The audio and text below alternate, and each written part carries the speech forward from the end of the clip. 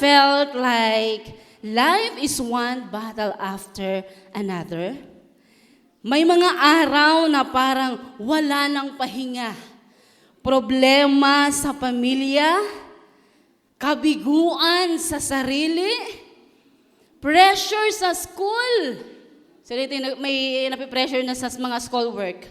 Kanina naririnig ko, kaaga-aga pa lang, sabi ni Joshua, grabe, ang dami na namin ginagawa. Sabi naman itong Eliel, kami din. Pressure sa work, pressure sa school, heartbreak. Tang nag-react pag sinabing heartbreak. Or tanong na, bakit ako? Bakit ganito? Lahat tayo may kanya-kanyang trials o pagsubok. Tama o hindi? Pero sa gitna ng lahat ng ito, may isang tanong na mahalagang sagutin. Magtatanong ako sa inyo, Sapat ba ang pag-ibig ng Diyos para magtagumpay ako sa lahat ng ito? O sapat ba ang pag-ibig ng Diyos para magtagumpay ka sa lahat ng ito? Alam niyo kung anong sagot? Oo!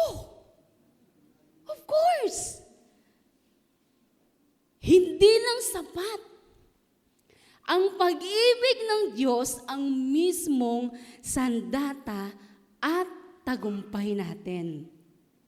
At ngayong umaga, ito ang mensahe na ating pag-uusapan. Sana? Sabihin mo nga! Ba't parang ang hina? 1,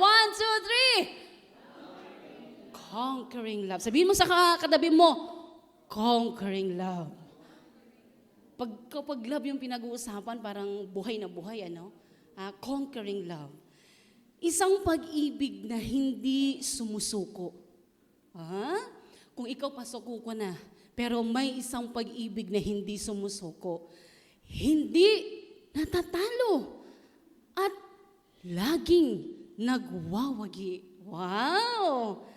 Kahit sa pinakamalalim mong pagsubok, magwawagi ka. Amen? Now, in Romans 8:31 hanggang 39, ang sabi dito, sundan nyo na lang ano ngayon ang masasabi natin tungkol sa mga to? Kung kakampi natin ang Diyos, sino ang laban sa atin? Siyempre, hindi ang Diyos. Hindi niya nga pinagdamot ang sarili niyang anak, kundi binigay niya ito para sa ating lahat. Kung binigay niya sa atin ang sariling anak niya, siguradong ibibigay niya rin sa atin ang lahat ng bagay. Sino ngayon ang magbibintang ng masama laban sa mga taong pinili ng Diyos? Ang Diyos mismo ang nagsabing wala silang kasalanan. 34. Sino ngayon ang magpaparusa sa kanila? Hindi si Christ Jesus. Namatay siya, pero binuhay siya ulit. Katabi siya ng Diyos ngayon at siya ang nasa kanan ng Diyos. Siya ang nakikiusap sa Diyos para sa atin. 35. Sino ngayon ang makakapaghiwalay sa atin sa pagmamahal ni Christ? Yung problema ba? Yan ba ang makakapaghiwalay sa atin sa pag-ibig ni Kristo?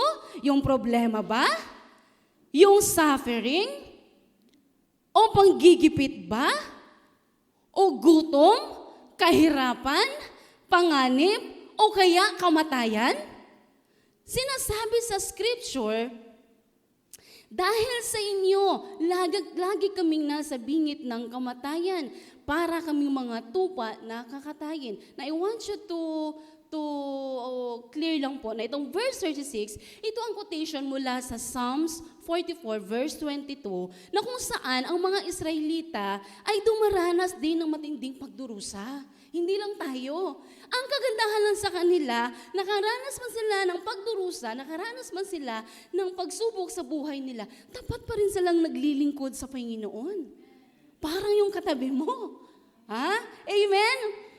Now, ginamit ito ni Pablo para ipakita na ang tunay na lingkod ng Diyos ay dumaranas talaga ng matinding pagsubok.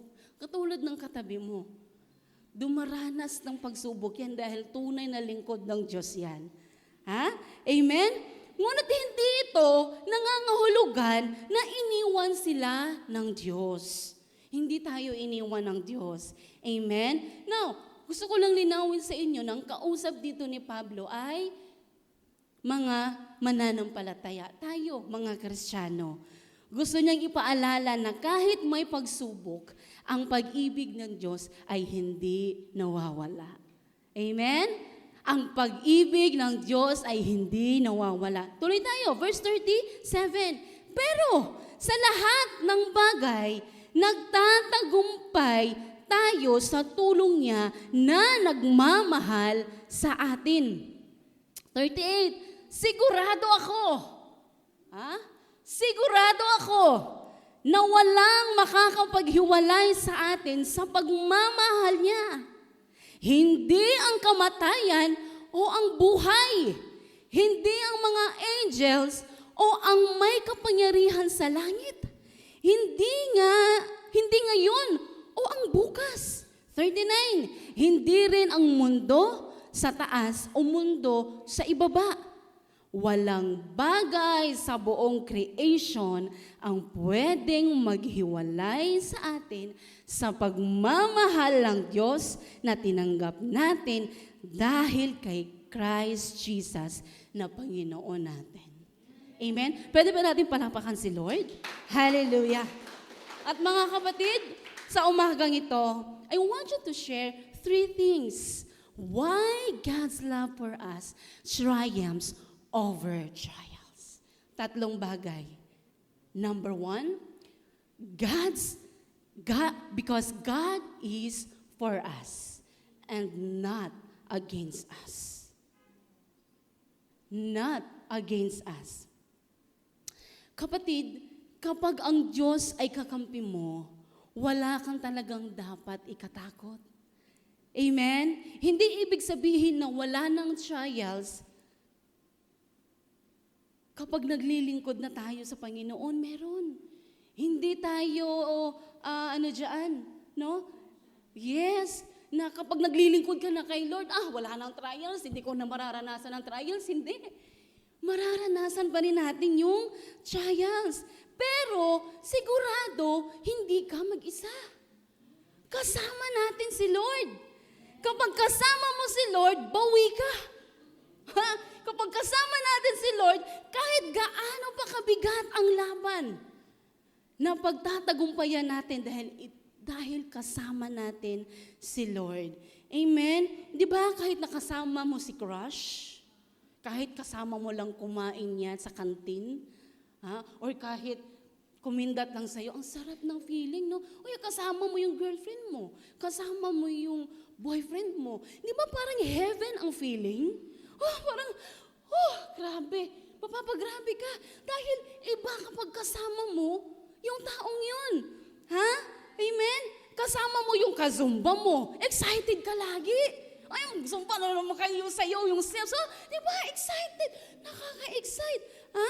Kasama mo yung fellowship mo. Iba ang feeling. Ha? Ano kaya yung flavor na itatry ko na naman? Uy, itry mo to yung flavor. Masarap to, natry ko. Diba? Iba ang feeling. Ito. Kasama mo yung Scrabble mo. Alam niyo po ba si Sister Tess, si Sister Maya, si Pastora Jenny, sino pa ba? Si Pastora Eva, bumili na ho na kami ng mga Scrabble. Patalinuhan na ho kami. Kaya huwag kayong magtaka kapag ang church natin magkaroon ng tournament ng Scrabble. Dahil po yun sa amin. Kasi meron kaming coffee shop na pinagkakapihan. dito lang sa may harap ng Save Whites, Vision Coffee. O kasi V kasi siya, sabi ko Vision Coffee. So, hindi lang kasi sila nag-offer doon ng kape, meron din po silang pagkain doon.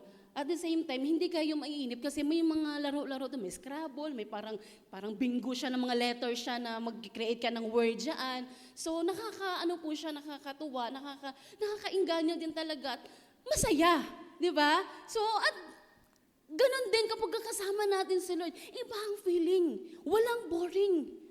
Di ba? Minsan natatalo tayo sa Scrabble, okay lang. Ako pag kalaban ko si sila Pastor Jimuel, si Pastor Eva, yan si Ria, tapos ako, at lagi po talaga akong talunan. Pero okay lang, laro lang naman yan eh. Tama? Ang importante, kasama ko sila. Masaya, amen? Masaya kapag kasama natin si Lord. Amen? Nai-imagine nyo ba na if God is against us, naranasan mo na ba na hindi kayo magbate ng mama mo? Hindi kayo bate, hindi kayo okay ng papa mo. Tapos meron kang gustong bilhin, meron kang gustong hingin, pero hindi mo mahingi. Bakit? Hindi kayo bate eh. Hindi kayo okay. Lalo na mataas masyado yung pride mo. Pero nasa isang bahay lang kayo. Nagkikita-kita kayo, andyan yung mama mo, andyan papa mo. Pero hindi kayo nag-uusap kasi hindi kayo okay. Diba? The same thing with Jesus. Si Jesus kasama naman natin lagi. He is with us always. Amen? Minsan hindi niya tayo nilubayan. Hindi niya tayo iniwan. Hindi lang natin siya nararamdaman dahil sa mga kasalanan na ginagawa natin. Kaya parang kapag ganun na nararamdaman mo, ganito agad sinasabi natin, malayo na talaga si Lord sa akin. Tama? Sino nakakaranas ng ganyan? Kapag nandun ka na sa pinakamalalim na problema mo, ganito agad sinasabi mo, iniwan na talaga ako ni Lord. Di na talaga ako mahal ni Lord. Hoy, diyan ka nagkakamali. Dahil kahit sino ka pa, kahit ano ka pa, mahal tayo ng Panginoon. Amen? Ganun na lamang ang pag-ibig ng Lord sa atin. Amen po ba? Siya pa din, si Jesus, noon hanggang ngayon. Sa kabila ng ating pagkukulang, mahal pa din tayo ng Lord at hindi magbabago yon. Amen po ba? Now mga kapatid, now that God is for us, ano ang dapat nating gawin? Come as you are. Lumapit tayo sa Kanya at mag-rely tayo sa pag-ibig ng ating Panginoon. Dahil ang pag-ibig niya, sapat na at higit pa sa ating buhay. Hindi magkukulang. Yung pag-ibig na ina-expect mo dyan sa taong yan, wala eh. Maiinis ka lang kasi hindi niya kayang ibigay. Pero yung pag-ibig ng Lord, ay sobra-sobra pa. Sobra-sobra pa. Amen? Sabi nga dito, God hates sin, but loves sinner. Sino yung mga sinner na yun? Tayo yun. Mahal tayo ng Panginoon. Ayaw na Lord yung kasalanan, pero mahal ng Lord yung mga makasalanan. Wow, grabe. Come on, may pa din palapakan si Lord. Amen. You don't have to be perfect to be loved by God. Hindi mo kailangan maging perpekto. Kahit pa gawin mo yung 10 utos, yung 9 na utos, pag nagkamali ka lang sa isa, hindi ka pa rin perpekto. Makasalanan pa rin tayo. Pero, you don't have to be perfect to be loved by God. Just come as you are. Amen? Just come as you are. Kahit ano ka pa, kahit sino ka pa, tatanggapin ka ng Panginoon dahil mahal ka ng ating Diyos. Grabe! Kaya kapatid, whatever trials na ginakaharap natin, our God is for us and He is always on our side. Amen? Amen? So why God's love for us triumphs over trials? Number 2, because God gave up His Son for us. Grabe, no? Ganun katindi yung pag-ibig. ng Diyos para sa atin. Kaya niyang ibigay ang kanyang kaisa-isang anak. Hindi natin magawa yan. Yung ibigay ang kaisa-isang anak, hindi natin kaya yan. Si God lang. Si God lang. Amen? Ipinakita ng Diyos na kung gaano kanya kamahal. Ibinigay niya si Jesus para sa iyo, para sa atin, para dyan sa katabi mo. Amen? Kung naibigay nga niya ang pinakamahalaga, ang kanyang pinakamamahal na anak, paano pa kaya niya? Di ba? Kung naibigay na niya ang pinakamamahal niyang anak, di kaya ding ibigay ng Panginoon yung mga pangangailangan mo. Parang wala akong narinig. Di ba? Kung ibinigay nga ng Diyos ang kaisa-isang anak niya, paano pa kaya niya ipagkait ang ibang bagay na kailangan mo sa gitna ng pagsubok? Ibibigay niya. Anak nga niya, oh. Yan pa kayang problema mo? Yan pa kayang pagsubok? Yung struggles mo? Aba, wala yan kay Lord. Kayang ibigay ng Lord yan. Kayang i-provide ng Panginoon yan. Amen? So, paano kung may isa kang kaibigan na nagregalo sa iyo ng house and lot? May kaibigan bang nagregalo ng house and lot? Wala pa, no? Pero paano? Kung sa attorney pala yun. Hindi. Paano kung may isa kang kaibigan na nagregalo sa iyo ng house and lot? Magdududa ka ba na ibigay niya rin yung susi? Magdududa ka ba? Sagutin niyo, magdududa ba kayo? Na bibigyan, ito, house and lot. Sa'yo na yan. Talaga sa akin yan? Magdududa ka pa ba kung ibigay niya yung susi sa'yo? Hindi, no? Kasi house and lot niya, kaya niyang ibigay, susi pa kaya? Tama, susi pa kaya? Siyempre, hindi. Hindi tayo magdududa. Kung ibinigay na ng Diyos si Jesus para sa atin, what more yung mga pangangailangan natin? Yun ang ibig kong sabihin. Ibinigay na nga ng Diyos ang kanyang isang anak. Yan pa kayang problema natin na hindi natin kayang solusyonan? Kaya natin masolusyonan yan. Amen? Basta't ibigay lang yung susi. Amen? Amen? House and lot kayang ibigay sa'yo. Susi pa kaya? Siyempre, ibibigay din yan. Hindi rin ipagkakait yan. Di ba? Now, sino dito yung alam yung story, the bridge builder story? Kung nakapag-encounter ka na, alam mo to. Napapanood natin to sa encounter. Ito yung tatay working as a bridge operator. And one day, his young son falls into the machinery. Nahulog. Ayan, no? So, a train full of passengers is coming. So, maraming passengers doon sa isang tren na yon. Ngayon, yung tatay, kailangan niyang pumili. Kung isasakripisyo niya ba kung isasacrifice niya ba yung anak niya o yung mga tao. With breaking heart, ang ginawa niya, pinili niya yung mga nasa loob ng tren. Sacrificing his son to save many lives. Grabe, no? Ganun yung pag-ibig. Sa ngalan ng pag-ibig, kaya mong magsakripisyo. This is what God did for us. He gave His Son so we could live. Amen? He gave His Son. He gave His Son so we could live. Grabe yung sakripisyo. Kanya na lamang yung pag-ibig ng Diyos sa atin, mga kapatid. Amen po ba? Ang sabi dito, love is not just a feeling. God proved it by giving up His Son for sinners. Wow! Amen? Love is not just a feeling. Mahal kita ngayon, bukas hindi na kita mahal. Ganon yung pag-ibig ng tao. Tama? Pag nakagawa ka ng mali, bukas, di na mo lang kita mahal ngayon, ha? Depende na lang kung kailan magiging okay yung puso ko. Ganon tayo eh. Pero yung pag-ibig ng Lord, ha?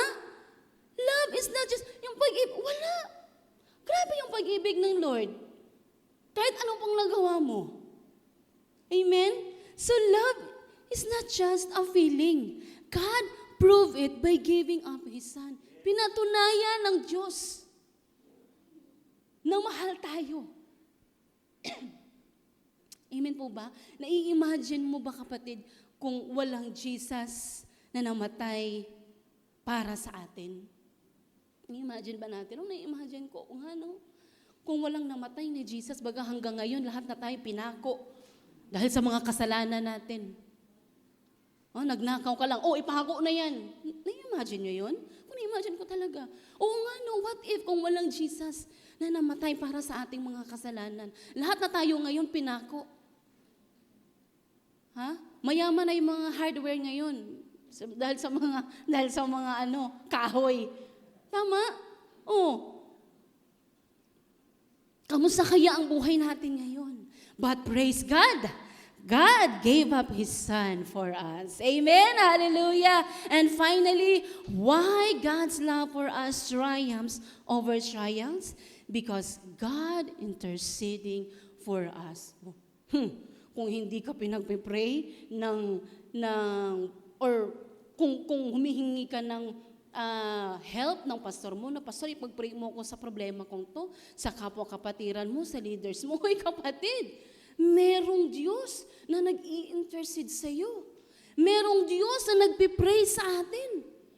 Ang sabi sa verse 34, saan ka makakakita niyan? May Diyos na, verse 34? Anong sabi? Tignan nyo sa NIV version, sa English. He is interceding us. Saan ka makakakita niyan? Hindi lang magulang mo ang nagpipray sa'yo, merong Diyos na nagpipray din sa'yo. Ay, grabe. Ikaw na talaga, grabe na. Tama? Tignan mo, pag nag-e-exam kayo, pag nag-e-exam kayo, minsan doon ka mismo sa school, doon ka na nag-review eh. Yung mga estudyante, di ba? Relate kayo. Pero minsan nakakasagot pa rin. Bakit? May nag-i-intercede sa'yo. May Diyos na nag-i-intercede sa'yo. Mula noon hanggang ngayon, kaya ka nagtagumpay sa laban mo, hindi dahil sa sarili mong lakas yan. Bagkus may Diyos na nag-i-intercede para sa atin. Tignan mo, sa dami ng pinagdadaanan mo, napagtagumpayan mo yan. Amen? Sa dami ng pinagdaanan mo, napagtagumpayan mo. Hindi dahil close kayo ni Lord. Hindi yun eh. Kundi pinagpipray ka niya. Bukod sa close kayo ni Lord, bukod dahil siya ang ating Father, pinagpipray ka din niya. Wow, kaya pala. Ngayon nalaman na natin. Pinagpipray tayo ng Panginoon. Ano mong mga struggles mo, kapatid, na pagtagumpayan mo yan? Dahil pinagpipray din tayo ng ating Diyos. Amen? Dahil ayaw ng Lord na nahihirapan ka. Ayaw ng Lord na umiiyak ka. Anak, umiiyak na naman, broken na naman. Magpray ko, Lord. Nagpipray niya yan. Kaya na pagtagumpayan mo. Pinagpipray ka ng Panginoon. Amen? Dahil mahalaga tayo sa harapan ng Diyos. When you don't know what to pray, Jesus is already praying for you. Diba? Minsan nga naman sa sobrang dami na ng problema natin, sa sobrang dami na ng struggles na kinakaharap mo, problema dito sa kaliwa, problema sa kanan, problema sa harap, problema sa likod. When you don't know what to pray, Jesus is already praying for you. Wow! Sige nga, palapakan natin si Lord.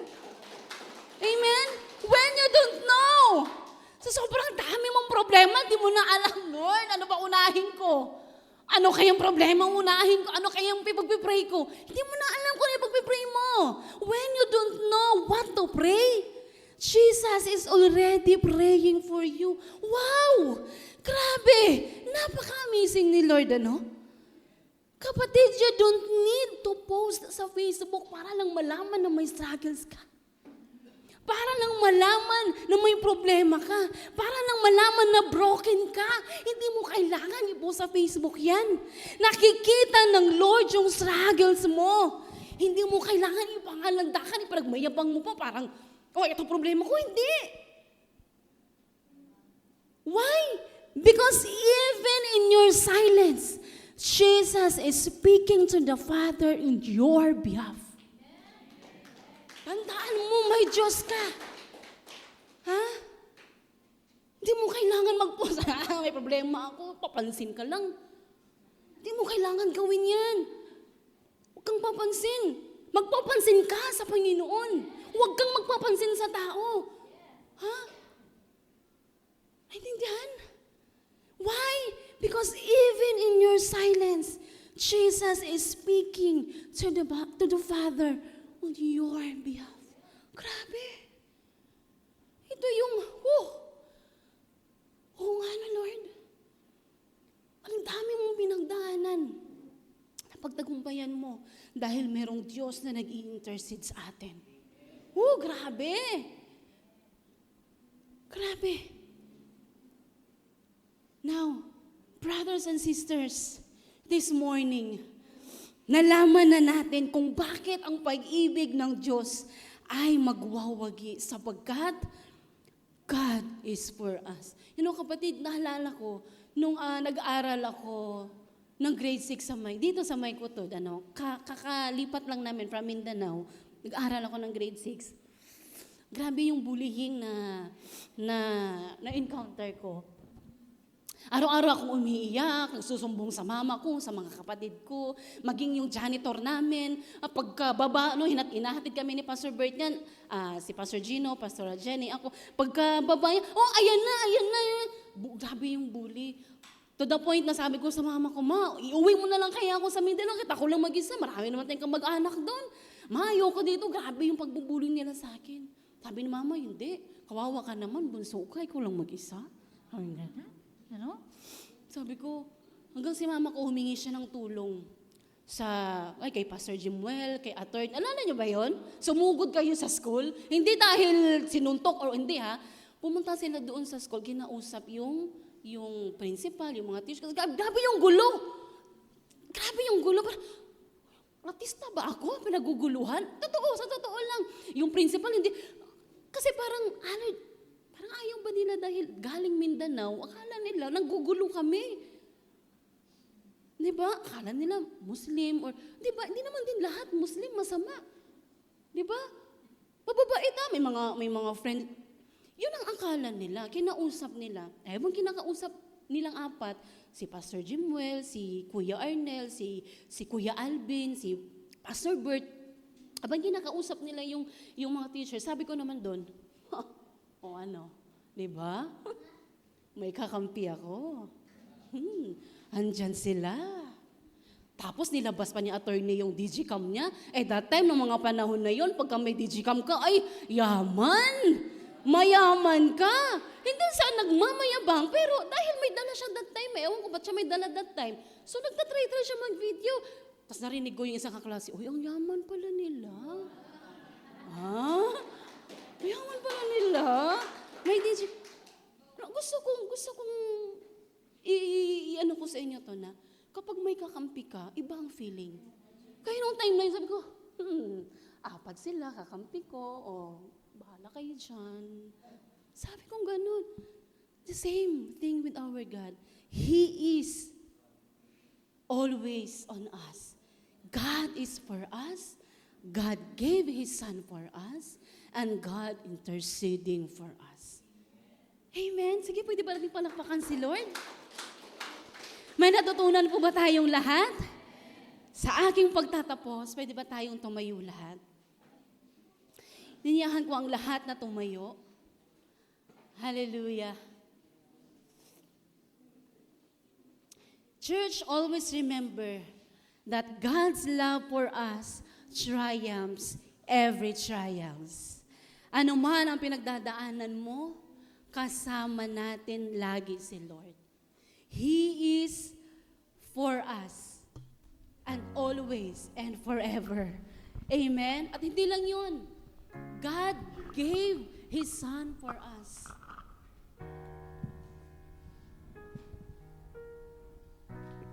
Hindi pinagkait ng Diyos ang kaisa-isa niyang anak para sa atin. And finally, bakit tayo magtatagumpay o bakit tayo nagtatagumpay? Because God interceding us. Marami ng beses na nangyari sa buhay mo. Marahil, di ko alam kung sino kayo. Di ko alam. Pero marami nang nangyari sa buhay mo na marahil gusto mo nang magpakamatay. Dahil sa mga struggles mo. Gusto mo nang sumuko. Dahil pagod na pagod na pagod na pagod na pagod ka na. Tama? Gusto mo nang maglaslas. Gusto mo nang magbigti. Dahil marami ka nang pinagdadaanan eh. Pero salamat sa Diyos. Lahat ng yun, napagtagumpayan mo. Amen? Marami kang mga muntikan moments sa buhay mo eh. Pero lahat ng yun, napagtagumpayan mo. Why? Dahil pinagpipray ka ng Diyos. At mahal na mahal ka ng Panginoon. Now you are here. Maybe, first timer ka. Bagong balik sa paglilingkod. Ano? Or second timer. Third timer. O kung ano pa man. Naniniwala ako na hindi aksidente kung bakit narinig natin ang word na ito. Kung nagrema man sa iyo to, kung nag-touch man sa puso mo to, kung tumagos man sa puso mo ito, mga kapatid, gusto ko lang malaman mo na mahal ka ng Panginoon. At patuloy ka niyang mamahalin. In Romans 8:38, verse 39, sigurado ako. Sabihin mo nga sa sarili mo, sigurado ako. Sigurado ako. Isa pa, sigurado ako. Sigurado ako. Na walang makakapaghiwalay sa akin sa pagmamahal niya. Woo! Hindi ang kamatayan o ang buhay. Hindi ang mga angels o ang may kapangyarihan sa langit. Hindi ang ngayon o ang bukas. Hindi rin ang mundo sa taas o mundo sa ibaba. Walang bagay sa buong creation ang pwedeng makapaghiwalay sa atin sa pagmamahal ng Diyos. Dahil tinanggap natin dahil kay Christ Jesus na ating Panginoon. Amen? Mga kapatid, how to obtain God's love triumphs over trials? Lalo na sa ating mga first-timer sa mga oras na ito. Ito ang gawin natin. Accept Jesus. Accept that you are a sinner. Believe that Jesus died for you. Confess your sins to the Lord and declare that Jesus is Lord. Amen? At kung ikaw yan, and you want to obtain God's love for you, gusto mong maranasan yung pag-ibig ng Diyos sa'yo, pumikit ka at sumunod ka sa panalangin na ito. Hallelujah. Panginoong Diyos, inaamin ko na ako ay makasalanan. Naniniwala ako na ikaw ay namatay sa krus para sa aking mga kasalanan. Kinukumpisal ko sa mga oras na ito ang lahat ng aking mga kasalanan. Patawarin niyo po ako at tinatanggap ko ang forgiveness. Tinatanggap ko na ikaw ang Diyos ng aking buhay. And today, dinedeclare ko na ikaw ang Panginoon at Diyos ng aking buhay. Amen at amen. Ang sabi sa John 1:12, kung tinanggap mo si Jesus sa buhay mo, you are now a son and daughter of the Lord Jesus Christ. Congratulations. Congratulations. Hallelujah, hallelujah. Hindi pa po tayo tatapos, kapatid. Alam ko na marami dito sa atin na meron ding mga crisis sa buhay. Merong mga struggles. May mga pinagdadaanan. Now, sino dito sa umagang ito na may mga pinagdadaanan ka? Pwede bang itaas mo yung mga kamay? May mga pinagdadaanan ka. May mga bayarin. Sino dito? Ha? Bayarin. Hallelujah. Walang trabaho. May karamdaman. You are broken. Woo! Rejected. Abandoned. Business failure. May negosyo ka. Palugi na. Sino dito? Taas mo yung kamay mo. Hallelujah. Problema mo yung anak mo. Problema mo yung asawa mo. Taas mo yung kamay mo. Hallelujah. Nasa depression ka. Nasa anxiety ka. Grabe ang anxiety level mo. Nasa pagdadalamhati ka. Kapatid, ang sabi sa Romans 8:37, in all these things, yung problema mo, yung struggles mo, yung trials mo, kung ano pa man yan, in all these things, we are more than conquerors through Him who loved us. Hallelujah. Hallelujah. Come on, kapatid. I-surrender natin lahat sa Panginoon. I-surrender mo yung all na yan. I-surrender mo yung all na yan. Yung mga struggles mo sa our Heavenly Father. Come on, itaas mo yung mga kamay. Hallelujah. Come. Come as you are. Come as you are. Draw near to our Lord. Come on, hallelujah. Siya lang ang makakatulong. Siya lang ang makakatulong sa mga problema na pinagdadaanan mo ngayon, kapatid. Hallelujah, hallelujah, hallelujah. Oh, Jesus, come on, come on, come on. Magsumbong ka sa ating Panginoon. Hallelujah, hallelujah. Hindi ka iniwan ng ating Panginoon. Hindi ka iniwan ng ating Diyos. Hindi ka nilubayan ng ating Diyos. Hallelujah, hallelujah. Oh, mahal ka ng ating Diyos, kapatid. Ngayon na narinig natin ang silata ng Diyos, nais ko kayong i-remind na hindi ka talo. Kahit anuman ang pinagdadaanan mo ngayon, fear, failure, heartbreak, deep pain, may pag-asa. May pag-asa dahil sa pag-ibig ng Diyos.